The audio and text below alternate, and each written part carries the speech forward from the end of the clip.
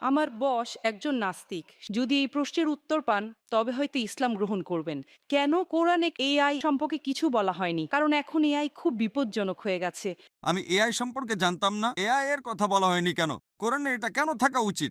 এটি ঈশ্বরের পক্ষ থেকে নয়। তা বস একজন নাস্তিক, সে কোনো ধর্ম মানে না, কিন্তু তিনি কিছু প্রশ্নগুলো আমাকে করেছেন। তিনি বলেছেন যদি এই প্রশ্নের উত্তর পান তবে হয়তো ইসলাম গ্রহণ করবেন। আমার বস বলেছেন কেন কোরআনে কৃত্রিম বুদ্ধিমত্তা, এআই এবং কম্পিউটার প্রযুক্তি সম্পর্কে কিছু বলা হয়নি?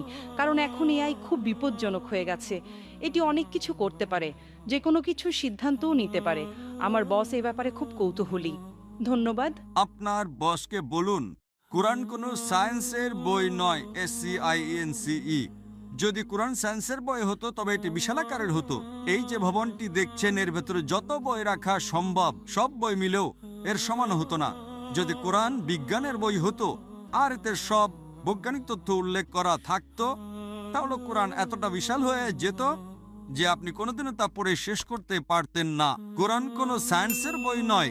সায়েন্স, আপনি যদি জিজ্ঞাসা করেন কোরআনে কি লেখা আছে 2 আর 2 মিলে 4 হয় না। কোরআন কোনো সায়েন্সের বই নয়, এটি নিদর্শনের বই।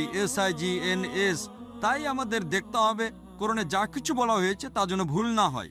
যদি আপনি মনে করেন যে কোরআনের সব কিছুই উল্লেখ থাকা উচিত তাহলে ভাবুন তো বিজ্ঞানে কত হাজার হাজার PhD আছে, doctor, engineer, heart specialist, brain specialist. এই সব কিছু যদি কোরআনে লেখা হতো আর আপনি তা পড়া শুরু করতেন তাহলে আপনার পুরো জীবনেও তা শেষ করতে পারতেন না। ঠিক না বেঠিক? সুতরাং কোরআনে বিজ্ঞানের সবকিছু উল্লেখ নেই, দয়া করে ভুল বুঝবেন না। কিন্তু কোরআনে যা কিছু বলা হয়েছে তার কোনোটাই ভুল নয়। যদি কোরআনে এমন কোনো বৈজ্ঞানিক তত্ত্ব থাকে যা ভুল প্রমাণিত হয় তবে তা আল্লাহর পক্ষ থেকে হতে পারে না। আর যদি কোরআনে এমন কিছু বলা হয় যা বিজ্ঞান অনেক পরে 200 বা 400 বছর পরে আবিষ্কার করেছে তাহলে সেটাই মুজিজা। তাহলে প্রশ্ন হলো কোরআনে এআই এর কথা বলা হয়নি কেন? কোরআনে এটা কেন থাকা উচিত? কোরআন কোনো বিজ্ঞানের বই নয়, কিন্তু আল্লাহ জানেন ভবিষ্যতে কি আসতে চলেছে। আমি আপনাকে ব্যাখ্যা করছি। 1 নম্বর, মানুষ আমাকে প্রায় জিজ্ঞাসা করত যে ইসলামী শরিয়া অনুযায়ী যদি আপনার কাছে ভিডিও রেকর্ডিং থাকে, যদি কোনো ভিডিও রেকর্ডিং থাকে যে কেউ চুরি করেছে, ইসলাম অনুযায়ী সেটা প্রমাণ নয়। এটাকে প্রাথমিক প্রমাণ হিসেবে ধরা হয় না, এটা দ্বিতীয় প্রমাণ। 10 বছর বা 20 বছর আগে যে কোনো সাধারণ আদালতে যদি আপনি সিসিটিভি ফুটেজ দেখাতেন আর তাতে চোর ধরা পড়তো যে কেউ চুরি করছে, সেটাই যথেষ্ট ছিল। কিন্তু ইসলামে তা নয়। ইসলামের চোখের সাক্ষী প্রয়োজন। তখন মানুষ অবাক হয়ে বলতো এটা কেমন ধর্ম? কোনটা বেশি নির্ভরযোগ্য, প্রত্যক্ষদর্শী নাকি ভিডিও রেকর্ডিং? কোনটা ভালো, ভিডিও রেকর্ডিং ঠিক না ভুল? আপনার বসকে জিজ্ঞাসা করুন। সুতরাং 20 বছর আগে যদি আপনার কাছে ভিডিও রেকর্ডিং থাকতো তবে তা ইসলামের চেয়ে সুবিধাজনক না। প্রত্যক্ষদর্শী হলো প্রাথমিক প্রমাণ, ভিডিও রেকর্ডিং গ্রহণযোগ্য ছিল না। আজ যখন কৃত্রিম বুদ্ধিমত্তা এসেছে আপনি সহজেই আপনার ডাকাতের একটা ভিডিও তৈরি করতে পারেন।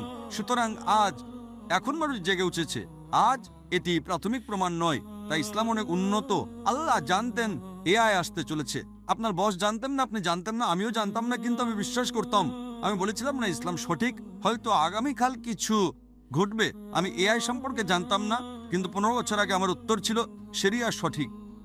আমরা জানি না আগামীকাল এমন কিছু ঘটবে যে ভিডিও রেকর্ডিং যথেষ্ট প্রমাণ হবে না। এটাই ছিল আমার উত্তর, এবং আজ আমার উত্তর সঠিক। সুতরাং আল্লাহ এআই সম্পর্কে জানেন, তাই ভিডিও রেকর্ডিং প্রাথমিক প্রমাণময়। প্রত্যক্ষদর্শী হলো প্রাথমিক প্রমাণ। সুতরাং আল্লাহ এআই সম্পর্কে জানেন। যদি তিনি সবকিছু লিখতে শুরু করেন, আপনি ছোট কোরআনই পড়েননি, আপনি চিকিৎসা, ভ্রূণতত্ত্রে সবকিছু সম্পর্কে কি পড়বেন? না, এটি টেলিগ্রাফিক মেসেজ। সুতরাং এটি ঈশ্বরের পক্ষ থেকে নয় তা প্রমাণ করার জন্য আপনাকে ভুল খুঁজে বের করতে হবে। কিন্তু এটি ঈশ্বরের পক্ষ থেকে তা প্রমাণ করার জন্য আপনাকে এমন জিনিসের কথা বলতে হবে যা মানুষ জানতো না। আপনি কি বুঝতে পারছেন?